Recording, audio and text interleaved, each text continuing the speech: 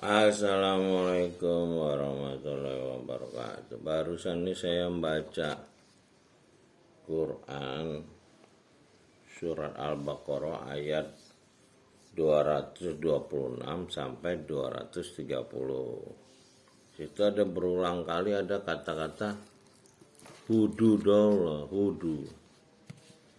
Saya penasaran, saya baca apa hudu ini. Saya baca terjemahannya, hudu di situ hukum-hukum. Jadi terjemahannya, namanya saya pikir hudu ini asalnya dari huda. Huda ini kan petunjuk. Jadi petunjuk sebetulnya bukan hukum. Kalau hukum kan, misalnya apa hukum tuh? Fikih itu hukum. Kita kalau nggak belajar jadi nggak tahu. Nah, orang-orang ini kan sekarang nggak membaca isi kitab ini. Dia taunya ada fikih, ada apa, ayatnya di mana nggak tahu. Ya saya ngalamin bertahun-tahun sampai umur 62 tahun lebih ini, ya kekacauan petunjuk ini. Saya nggak ada yang nyuruh baca kitab ini dari awal sampai akhir dengan terjemahannya. Selama belajar agama ini sampai tua ini nggak ada orang nyuruh saya baca Quran dengan terjemahannya dari pangkal sampai akhir. Saya baca sendiri karena saya butuh gitu. Jadi ini di ayat 226 sampai 230 ini banyak kata hududullah. Ternyata artinya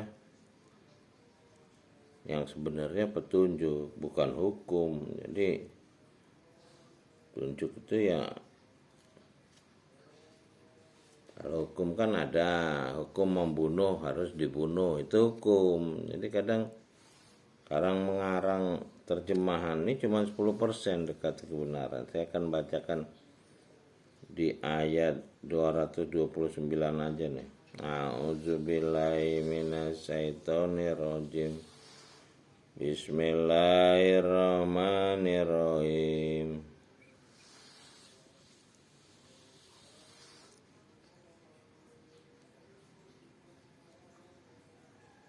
At-talaqu maratan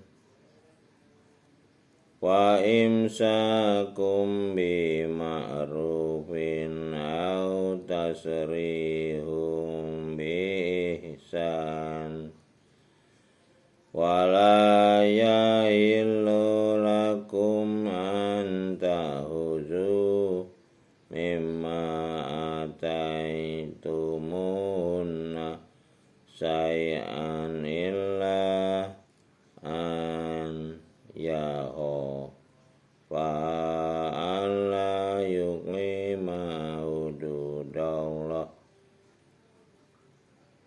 wa in ibtum alla yuqima hududallahi wala junaha alaihima bima aftadat bih tilka hududallahi wala ta'taduha wa ma yata'adda hududallahi fa ulaika humuz zalimun.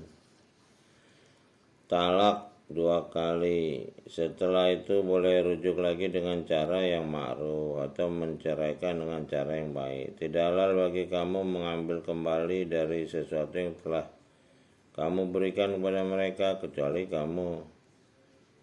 kalau keduanya khawatir tidak akan dapat menjalankan.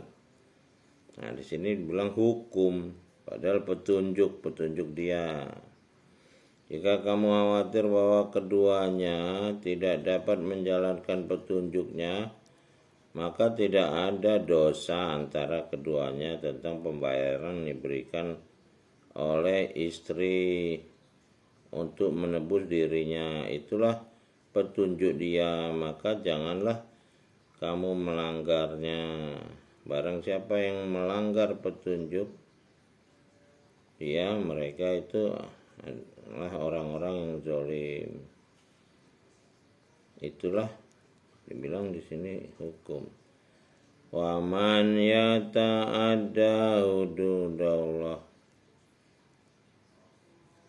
wa ulaika humul zalimun. Ya, jadi orang yang enggak mau dengan petunjuk itu ya dibilang zalim. Tapi di sini kan ada kebebasan. Tidak dapat keduanya bahwa keduanya tidak dapat menjalankan petunjuk, maka tidak ada dosa atas keduanya tentang bayaran yang diberikan. Kan ini ada kata-kata yang bersifat bebas, tidak ada dosa kalau perempuannya mau menebus dirinya, artinya dia ngembaliin apa. Jadi terjemahannya jadi terlalu kaku dikaitkan dengan ayat terakhirnya. Ya artinya sih ini kan suatu bentuk semacam petunjuk gitu, bukan hukum. Ya kalau dia menjadi tidak baik, ini kan khawatir tidak baik. Khawatir, namanya khawatir itu kan pengen mencari yang lebih baik.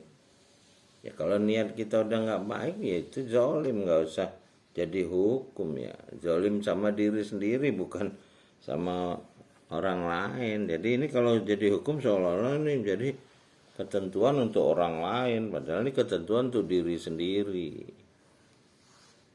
Ya itulah, kita perlu belajar dengan pelan-pelan. Iqra 5 ayat pertama itu memerintahkan kita belajar kepada pencipta. Kita bukan belajar sama manusia yang banyak menyesatkan, karena kita ini kan ada suara hati.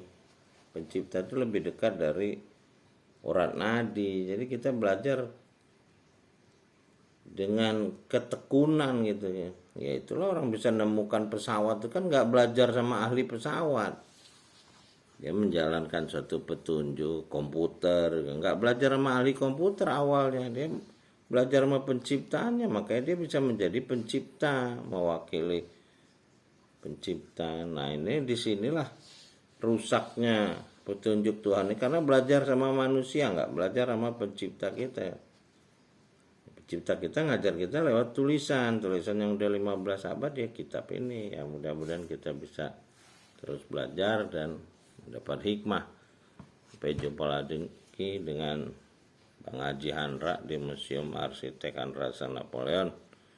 Assalamualaikum warahmatullahi wabarakatuh. Sampai jumpa lagi di belajar subuh namanya. Assalamualaikum warahmatullahi wabarakatuh.